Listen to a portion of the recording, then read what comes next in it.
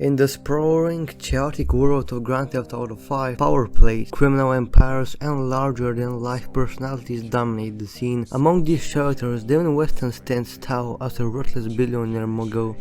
But even without his wealth, influence, and connections, there's one man who casts a shadow over him: Lester Crest. Today we're gonna unravel the untold story of why Devin Weston, a man who seemingly fears no one, was truly afraid of Lester Crest. Through deep dives into in-game details, character dialogues, and missions, we will uncover how Lester's intellect, influence, and audacity made him a figure to be reckoned with. Devin Weston is one of the most prominent antagonists in GTA 5.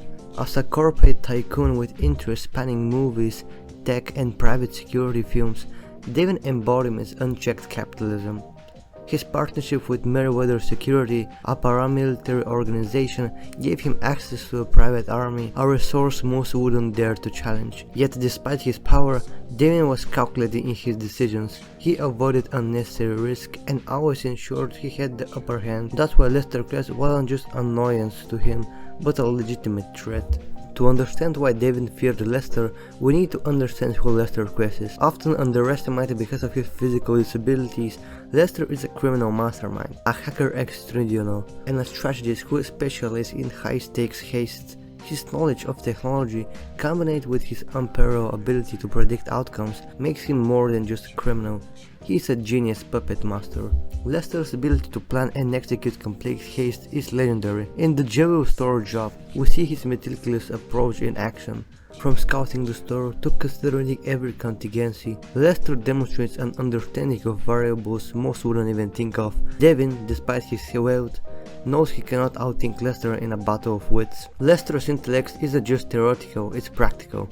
Remember when Lester manipulated the stock market during the missions like the multi-target assassination? Devin Weston, as a businessman, would have seen the potential threat Lester posed to his corporate empire. A single move from Lester could tank Weston's profits and reputation. Lester's connections make him even more dangerous. While Devin had a private army, Lester had something far more powerful: loyalty.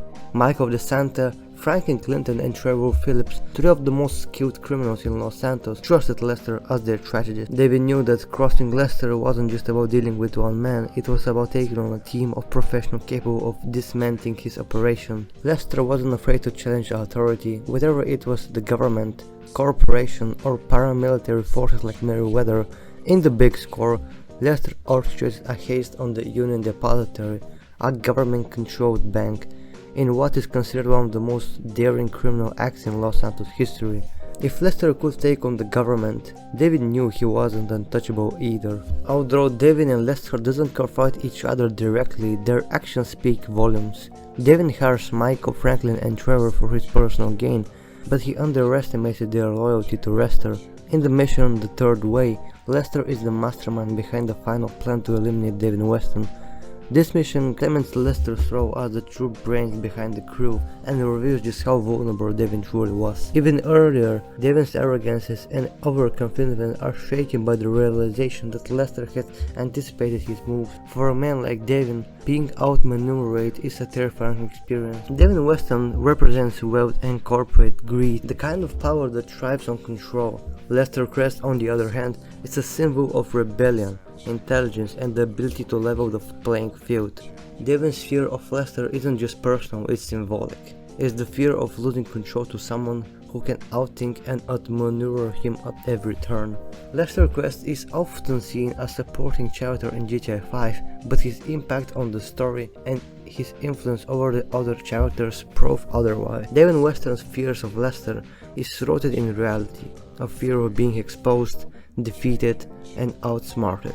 In a world dominated by brute force and money, Lester proves that intellect and strategy are the ultimate weapons. So the next time you play GTA 5, remember, behind every great heist and every perfect plan, there's a man in a wheelchair pulling the strings, and even the mighty Devin Weston knew better than to underestimate him. One of the questions that often comes to mind is this: if Devin Weston was so powerful, Why didn't he simply eliminate Lester Crest? After all, Devin had the resources to hire Meriwether, an entire private army, and access to the most dangerous criminals in Los Santos, but the answer lies in underestimating both Devin's arrogance and Lester's genius. Lester Crest is a ghost in the criminal underworld. Despite orchestrating some of the biggest heist in Los Santos, he keeps a remarkable low profile. Devin Weston, on the other hand, thrives on being in the limelight. This stark difference in their approaches made it difficult for someone like Devin to target Lester directly.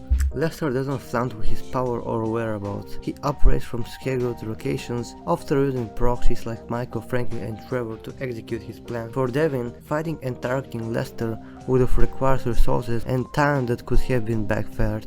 After all, going after someone who thrives in the shadows could expose his own vulnerability. Devin Weston's empire wasn't just built on criminal dealings, it was also tied to his public image as a billionaire entrepreneur. Any attempt to directly eliminate Lester would have risked exposing Devin's illegal activities. Lester, who had extensive hacking skills, could have easily leaked damaging information about Weston's ties to Meriwether or other shady dealings. In missions like the Bureau Raid, we see how Lester manipulates government systems and security measures with ease. Devin would have known that provoking Lester could lead to his downfall, not through violence, but through a devastating digital or public relationships attack. Devin Weston's arrogance also played a significant role. He likely underestimated Lester, viewing him as just a background player rather than a legitimate threat. Devin believed that controlling Michael and Franklin and Trevor would still be enough to keep Lester in check, but as we see throughout the game, this was a fatal miscalculation.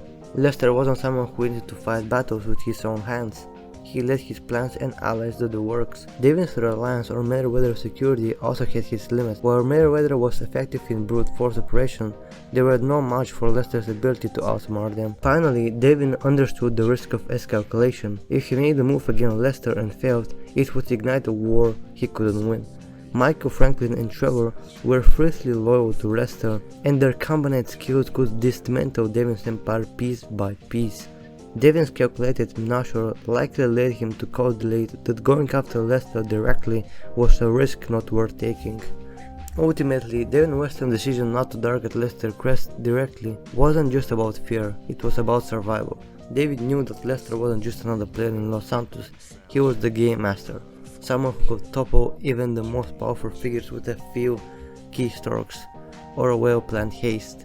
By staying away from Lester, Devin hoped to avoid battle he could never truly win. This is why Devin Weston feared Lester Crest, not because of his physical strength or wealth, but because of his mind. And in the chaotic street of Los Santos, that's what truly makes someone unstoppable. If you enjoyed this breakdown, don't forget to like, subscribe and hit the notification bell for more in-depth exploration of your favorite games and characters. Thank you for watching.